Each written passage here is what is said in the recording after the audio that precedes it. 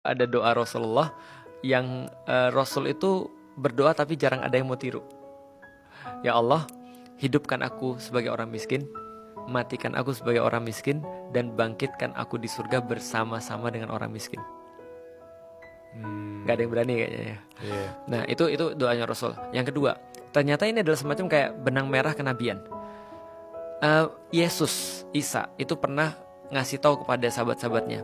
Dia pernah nunjuk satu pintu di Yerusalem, namanya pintu unta namanya. Pintu lubang jarum.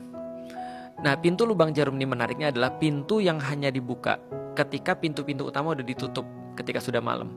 Maka orang-orang ketika mau masuk dari situ itu saking susahnya, untanya itu harus didudukin, ditarik baru bisa masuk pintu itu. Jadi pintu lubang jarum namanya. Emang kecil ya? Saking kecilnya. Nah, maka Yesus pernah berkata begini, orang-orang kaya itu masuk surga lebih sulit daripada unta masuk dalam pintu lubang jarum. Artinya gini, di benang merah kenabian itu justru yang diprivilegikan adalah orang-orang yang dalam tanda kutip miskin. Tapi bukan berarti Islam nyuruh orang jadi miskin atau tidak boleh jadi kaya. Jadi gini, kata-kata words advice bahwasanya kaya itu wajib bukan berarti kaya itu juga haram atau kaya itu dosa. Enggak. Bagi yang aku pelajari di dalam Islam, kaya itu adalah bagian daripada ujian, miskin adalah bagian daripada ujian juga. Problematikanya lebih banyak orang-orang yang nggak lulus ujian kaya daripada ujian miskin. Makanya banyak orang-orang yang berpecah ketika mereka berusaha, ketika mereka bikin syirkah, mereka bikin perusahaan. Itu ketika punya duit baru terus kemudian mereka pisah. Baru mereka punya kecurigaan. Sering-sering dengar. Pas masih miskin mana ada. Itu kan ya. Nah, problematikanya lagi adalah kalau misalnya dikatakan kaya itu wajib, itu berarti bukan hanya mengglorifikasi, tapi masuk dalam bawah sadar orang bahwa kaya itu bisa menyelesaikan semuanya. Kan kamu ibadah perlu duit, kamu ini perlu duit dan segala macam. Nah, mereka lupa bahwa kaya itu ujian dan miskin itu juga ujian, dan semua orang sama-sama punya jalur yang sama untuk menuju pada Allah. Dan akhirnya yang berikutnya adalah jadi dalam tanda kutip merendahkan orang-orang yang miskin.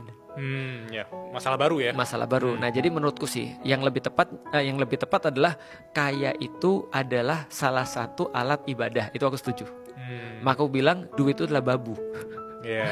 Nah, kalau duit adalah babu, jangan kamu dijadiin babu sama dia. Nah, kapan duit itu jadiin kita babu? Kalau gara-gara dia, kita terus kemudian kehilangan hal-hal yang benar-benar penting dalam hidup kita.